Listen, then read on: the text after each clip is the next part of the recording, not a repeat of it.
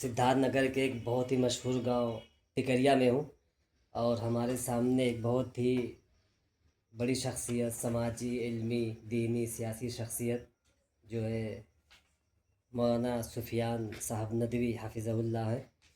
और उनकी दावत पर आज मैं उनसे मुलाकात करने के लिए घर पर आया। और उनके हाथों में मेरी किताब जो है SIR की तैयारी कैसे करें वो है। और शेख ने हौसला अफ़ज़ाई फरमाई और मेहनतों को सराहा। और शेख की ज़बानी जो है किताब पर मैं तबसरे का ख़्वाह हूँ। और शेख से मैं कोशिश करता हूँ कि शेख के किताब के बारे में और ज़रा इस कोशिश के बारे में थोड़ा सा आप तबसरा फरमाएं इंशाल्लाह। देखिए, हम जिस जिस देश में रहते हैं वहाँ की शरह तालीम बहुत कम है। कागज़ों में कुछ भी दावा किया जाता रहा हो। जिन गाँव से हम लोगों का ताल्लुक़ है उन गाँव में तो SIR के बारे में लोग जानते भी नहीं क्या होता है। SIR क्या है, उसका फुल फॉर्म क्या है, ये क्या चीज़ होती है, इनको कुछ नहीं पता है। आम आदमी यही जानते हैं कि BLO आ रहा है, जैसे आमतौर पर नाम लिख के ले जा रहा था वैसे ले जाएगा। इसका क्या रिजल्ट आने वाला है, क्या होगा, इसके बारे में कोई नहीं जानता था। ये इंतहाई अच्छा कदम है। ये किताब और बहुत पहले आ जानी चाहिए थी और इसकी सख्त ज़रूरत है क्योंकि टाइम कम बचा है। पता नहीं क्या सरकार को इतनी जल्दी है कि 4 तारीख लास्ट डेट रख रखा है। अभी ये जो है आज 23 तारीख हो गई है। अभी बहुत से लोगों को कुछ पता भी नहीं क्या क्या करना है। SIR के बारे में देखिए, जो हम लोग ठगे जा रहे हैं, हम लोगों का जो इस्तेहसाल और नुकसान हो रहा है। सरकार ने दावा किया था कि आपका जो है 3 कैटेगरी बनाई थी। पहली कैटेगरी ये थी कि हमारा नाम अगर 2003 की लिस्ट में हो और हमारा नाम उसके अलावा जो है हम इस वक्त जो सूची चल रही है, जो अभी मौजूदा लिस्ट है, इसमें अगर हमारा नाम हो तो हमें फर्स्ट कैटेगरी में हमारा नाम लिखा जाएगा। जो BLO भरेगा वो पहली कैटेगरी में भरेगा। इसके अलावा ये भी कहा कि अगर हमारा नाम आज की लिस्ट में है और हमारा नाम 2003 की लिस्ट में नहीं है, हमारे गार्जियन में से, हमारे वालिदैन में से किसी का नाम है, तो हमारा 2 नंबर की कैटेगरी में नाम भरा जाएगा। और अगर हमारा नाम या हमारे वालिदैन में से किसी का नाम 2003 की कैटेगरी में नहीं है, अभी वाली लिस्ट में है, तो हमारा नाम तीसरे नंबर पे भरा जाएगा। हम देख रहे हैं कि हमारा गांव टिकरिया है। टिकरिया में हमारा खुद का नाम 2003 की लिस्ट में भी है और 2000 अभी की मौजूदा लिस्ट में 2025 की लिस्ट में है। लेकिन उसके बावजूद भी हमारा नाम BLO से जब मैंने बात किया तो पता चला हमारा नाम फर्स्ट कैटेगरी में नहीं आ रहा है। हमारे गांव में से किसी का नाम फर्स्ट कैटेगरी में नहीं आ रहा है। हमारा नाम तीसरी कैटेगरी में आ रहा है। अगर हमारा नाम तीसरी कैटेगरी में आ रहा है, जबकि सरकारी सिस्टम के हिसाब से हमारा नाम पहली कैटेगरी में आना चाहिए था, और अभी शुरुआत ही में अगर हमारा नाम पहली कैटेगरी में आ रहा है, तो बताइए हमारे साथ कितना छल हो रहा है, हमारे साथ कितना जो है इस्तेहसाल हमारा हो रहा है। तो इन सब की जानकारी अगर लोगों को होती तो तीसरी कैटेगरी में नाम नहीं डलवाते। पता चला कि आधा से ज्यादा टाइम बीत गया है और हम लोग तीसरी कैटेगरी में पूरे गांव का गांव नाम डलवाता चला जा रहा है, इसलिए कि जानकारी नहीं थी। अब यह किताब आ गई है। इस किताब में आप SIR की तैयारी कैसे करें, इसमें हमारे वसीम भाई ने बाकायदा, देखिए, ये पूरा सिस्टमेटिक तरीके से ये इन्होंने पूरा लिख दिया है कि आपके पास क्या होना चाहिए, पहचान पत्र आपका क्या काम करेगा, या इसी तरह से इन्होंने बताया कि किस कागज की कहां पे कितनी अहमियत है और भारत का आईन क्या कहता है। भारत के आईन के हिसाब से बर्थ सर्टिफिकेट की क्या अहमियत है, हमारे डेथ सर्टिफिकेट की क्या अहमियत है, भारत से NRC जो है इसकी शुरुआत यानी NRC की जांच कैसे होगी, ये सारा जो है सिस्टम इन्होंने पूरा जो है बताने का काम किया है। इसलिए मैं चाहूंगा कि ये किताब लोग लें और इसी के हिसाब से बाकायदा काम करें। वरना जो है देखिए, अभी तो हमारे BLOs हजरात ये कह रहे हैं कि आप किसी भी कैटेगरी में अपना नाम डलवा लीजिए, लेकिन आप इस किताब में आपको पता चलेगा कि अगर आप तीसरी कैटेगरी में अपना नाम डलवा लेते हैं तो आपका कितना बड़ा नुकसान होगा। तीसरी कैटेगरी में नाम डलवाने का मतलब है, ये कहा जा रहा है कि अगर तीसरी कैटेगरी में हमारा नाम आएगा तो हमारे घर पे नोटिस आएगी, नोटिस आएगी और हमको ये साबित करना होगा कि क्या हम हकीकत में वोट देने, वोटर लिस्ट में हमारा नाम डालने के हकदार हैं कि नहीं है। तो अब पता चला कि आप जानते हैं कि हम लोग गांव देहात के रहने वाले लोग हैं, हमारे अक्सर लोगों का डेट ऑफ बर्थ किसी गलत है, इसलिए कि पहले जमाने में लोग इस पे बहुत ध्यान नहीं देते थे, बच्चे को डंडा मारते थे, मदरसे पे स्कूल पे भेज देते थे, उनको यही नहीं पता होता था कि हमारे बच्चे की डेट ऑफ बर्थ क्या लिखवानी है। मौलाना साहब को या मास्टर साहब को जो मर्जी आती थी वो डेट ऑफ बर्थ लिख देते थे। वोटर लिस्ट वाला आया तो दूसरा बता दिया, आधार कार्ड वाला आया तो दूसरा, इसलिए कि साक्षर लोग नहीं है, पढ़े लिखे लोग नहीं है, वो जानते ही नहीं थे कि तालीम की ये इन सब चीजों की अहमियत आने वाले दिन में क्या होगा। तो सबका उसमें डिफरेंस है, तो उसका डिफरेंस आएगा। तो अगर इस तरह के आगे आप कागज साबित करो, दो दो कागज का मिलान कराओ, तो डिफरेंस की वजह से वो निकाल दे जाएंगे, या नहीं भी निकाले गए तो इस सिस्टम में, इस भ्रष्टाचार में, जहां पर हमारे गांव टिकरिया की मैं बात बताता हूं, टिकरिया गांव में बर्थ सर्टिफिकेट बनाने के, बर्थ सर्टिफिकेट बनाने, जन्म प्रमाण पत्र बनाने के लिए एक एक आदमी से 7-7 हजार का डिमांड किया जाता रहा है। 7,000 मांगा डिमांड करने की, वो बेचारा 2,000 बनवा के बड़ा खुश था, 2,000 दे के आया, बड़ा खुश था कि मेरा बहुत सस्ते में हो गया, मुझसे फलाने साहब 7,000 मांग रहे थे, मेरा 2,000 में हो गया। तो जहां पर बर्थ सर्टिफिकेट बनाने के लिए इतना इतना रुपया लग रहा है, अगर यह हो गया कि आपको यहां का नागरिकता साबित करने के लिए, वोटर लिस्ट में आने के साबित करने के लिए जितना जो डिमांड करेगा, लोग कहेंगे 1 लाख भी सस्ता है यार, हो जाएगा तो कम से कम भारत के नागरिक हो जाएंगे।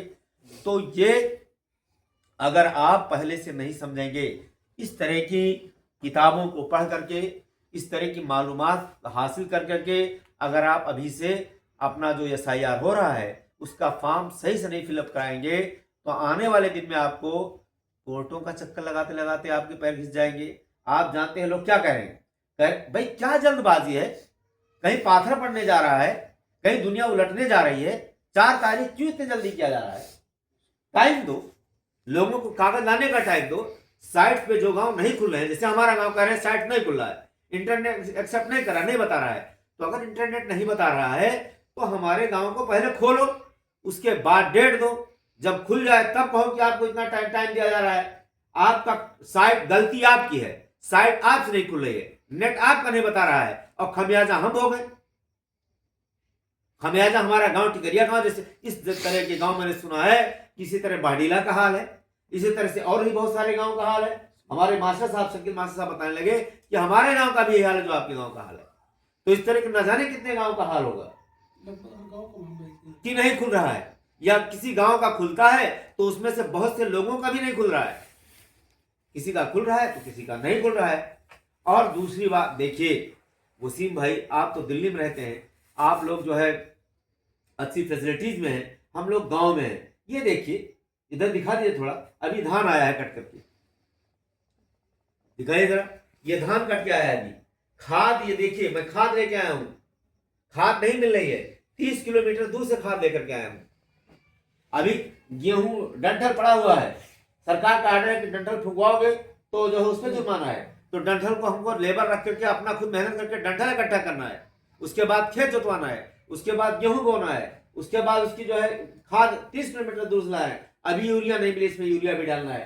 तो इस तरह का हम क्या करें, किसान क्या करें। इसी 15 दिसंबर तक हमको खेती भी करना है, हमको इसी तरह से ये आप 4 ही तारीख है, कागज कहाँ हम ढूंढे इसी बीच में। तो ये सारा सिस्टम जो है ये बहुत जल्दबाजी का मामला है, और मैं तो ये कहूँगा कि यकीनन आपने लाइक 27 काम किया है, बहुत जल्दबाजी में आपने बहुत अच्छी तरीके से, बहुत शार्ट टाइम पे, बहुत कम पेजेस में आपने बहुत सारी मालूमात इकट्ठा करके लोगों के सामने लाने का काम किया है। ये छोटा काम नहीं है, ये बहुत बड़ा काम है।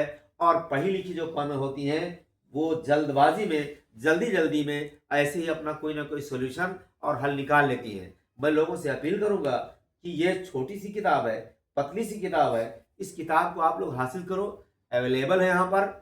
और वसीम भाई करौता के हैं, बहुत दूर नहीं है, करौता से आप ये किताब अभी आप हासिल कर सकते हैं। और इसके अलावा इन्होंने इस पर एड्रेस दिया है, वहाँ भी किताबें मिल जाएंगी। ये यहाँ अभी चंद दिनों रहेंगे इसलिए कि जामिया मिल्लिया से इन्होंने PhD किया है और जामिया मिल्लिया ही में पढ़ा भी रहेंगे, तो ये चले जाएंगे जल्दी। तो ये किताबें इंशाल्लाह कहीं ना कहीं अवेलेबल रहेगी। इसलिए हमारे जो, मैं तो ये कहूँगा हमारा टिकरिया जैसा गांव जो पढ़ा लिखा गांव माना जाता है, वहाँ भी जब उसके साथ ये सब ये घटनाएं हो गई हैं, और ताज्जुब ये है कि 4 तारीख से फॉर्म भरा जा रहा है, आज 23 तारीख हो गई, 4 तारीख से 23 तारीख हो गई आज, और 23 तारीख तक अभी किसी को ये नहीं पता था कि हमारा किस कैटेगरी में नाम आना चाहिए। सब लोग तीसरी कैटेगरी में नाम भरवाते चले जा रहे हैं। भाई अगर हमारा हक पहली कैटेगरी में है तो सरकार पहली कैटेगरी में क्यों डाले, हमें तीसरी कैटेगरी में क्यों डाले। आज ही से जब हमारे साथ अन्याय होगा तो आने वाले दिनों में जब कागज दिखाना होगा, कागज मांगा जाएगा, तो पता नहीं कितना अन्याय होगा, पता नहीं कितने रुपए का डिमांड होगा। तो अभी तो खाली ये कहा जा रहा है कि आप लोग फॉर्म भरो, इसलिए कि सरकार को आंकड़ा दिखाना है, उसको ये दिखाना है कि हमने जो टाइम दिया था उस टाइम पे अपना काम कंप्लीट कर लिया। लेकिन ये काम कंप्लीट नहीं है। क्यों नहीं कंप्लीट है? इसलिए कि जिसका जो हक है, जिस हिसाब से जिस कैटेगरी में जिसका हक है आना चाहिए था, आप वो कैटेगरी नहीं दे पा रहे हैं। उस कैटेगरी को देने में आप फेल हैं। आप पहले वो कैटेगरी दे दीजिए। हमारा फर्स्ट कैटेगरी में आ रहा है तो पहली कैटेगरी में हमारा शो करना चाहिए और उसमें हमारा नाम आए, उसके बाद आप काम कंप्लीट कर ले जाएं 4 तारीख तक, तब आपका कमाल है। आप BLO लोगों को सस्पेंड करके, मैंने आज ही खबर पढ़ा है कि 14 या 54 BLO इसी बीच में हार्ट अटैक होकर कोई करके एक्सपायर हो गए, सुसाइड कर लिए। कितना? 16 लोग। अब बताइए, 542 को नोटिस दे दिया गया। 542 को आपने नोटिस दिया। BLO की जान लेना आप लोग चाहते हैं जल्दबाजी में, इसलिए कि आपका सिस्टम फेल है, आपका नेट फेल है, वो शो नहीं कर रहा है, BLO पे दबाव है। गांव वाले BLO से जो जागरूक है वो कह रहे नहीं, हमारा अगर फर्स्ट कैटेगरी में तो फर्स्ट कैटेगरी में डालो, वो नहीं डालेगा तो आप सस्पेंड करोगे, नहीं डालेगा तो गांव वाले मारेंगे, और डालेगा तो आप, नहीं डालेगा नहीं भरेगा तो आप सस्पेंड करोगे। तो लामहला उसको सुसाइड करना है, खुदकशी करना है, अपनी जान देना है। तो लोगों की जान लेना ही अगर सरकार को मंजूरी है तो ठीक है भाई, इतने शॉर्ट टाइम पे जाने ले लो सबकी। ये कागज वागज क्यों मांग रहे हो बार बार? बस ज्यादा क्या कहूंगा मैं, ये यही अपनी बात कहते हुए, क्योंकि हम लोग बहुत ज्यादा परेशान हैं, खेती में परेशान हैं अपने। देखिए कितनी मेहनत से देश के लिए हम लोग गल्ला पैदा करते हैं, खुद भी खाते हैं, देश की अर्थव्यवस्था को मजबूत करने के लिए दिन रात एक करके गल्ला पैदा करते हैं, और इसमें भी हम लोगों को खाद टाइम से मिल पा रही है, टाइम से नहीं मिल पा रही और महंगी भी मिल रही है, और धान का रेट भी एकदम डाउन है। धान का रेट अभी देखिए, धान का रेट 25 रुपया सरकार ने 27 रुपया तय कर किया है, और धान का रेट हमको 1500 से लेकर 1800 लोग बनिया लोग कहते हैं, और उसमें भी कहते हैं हम रुपया नहीं देंगे। रुपया कब देंगे? रुपया कह रहे हैं हम देंगे आपको 20 दिन के बाद, 1 महीने के बाद, जब बेचेंगे तब देंगे। यहाँ नहीं दाम है, वहां नहीं दाम है। ऐसा लगता है कि आजकल लोग कहते हैं सियार का गू, ये धान सियार का गू हो गया है, इसकी कोई वैल्यू नहीं बची। जब किसान के, जैसे ही किसान के घर में से, हमारे घर में से खत्म होगा, इसकी वैल्यू बढ़ जाएगी, ये 3000 का हो जाएगा। तो अभी तो हम लोग ऐसे ही परेशान हैं। इसलिए मैं आप लोगों से ये इल्तिमास करूंगा कि आप लोग तैयारी कर लीजिए। SIR देखिए, SIR तैयारी कैसे करें, ये किताब हासिल कर लीजिए। बहुत महंगी किताब नहीं है, ये मात्र 40 रुपये में दी जा रही है, 50 रुपये, ये 50 रुपये में दी जा रही है। 50 रुपया बहुत ज़्यादा नहीं कोई होता है। आप लोग ये किताब हासिल कर लो, इस किताब के हिसाब से अपने कागजात के डॉक्यूमेंट तैयार कर लो। इसमें सब कुछ अखबार की कटिंग से लेकर के सारे कायदे कानून जितने आए हैं, देखिए इसमें अखबार की कटिंग से लेकर के सारी चीज़ें बयान कर दी गई हैं, लिख दी गई हैं, तहरीरी शक्ल में आ गई हैं। इसी हिसाब से हम लोग तैयारी करें, और इसी हिसाब से तैयारी करके अपने नाम को देखें। फॉर्म भर करके BLO तक पहुंचा देना ही कमाल नहीं है। आप BLO के पास जाइए और ये देखिए कि आपका कौन सी कैटेगरी में आपने फॉर्म भरा है। आपका नाम दोनों लिस्टों में है तो आप कहिए कि फर्स्ट कैटेगरी में डालें नेट पे। अगर आपका खाली आपके वालिदैन का नाम उसमें है, आपका नहीं है, तो आप कहिए दूसरी कैटेगरी में डालें, और वालिदैन और आपका दोनों का नहीं है तब तीसरी कैटेगरी में नाम डाल सकते हो। और वो लोग कुछ भी हो, बस जल्दबाजी के चक्कर में नाम डालते चले जा रहे हैं। बस ज़्यादा कुछ ना कहते हुए अपनी बात खत्म करता हूँ। वस्सलाम वालेकुम।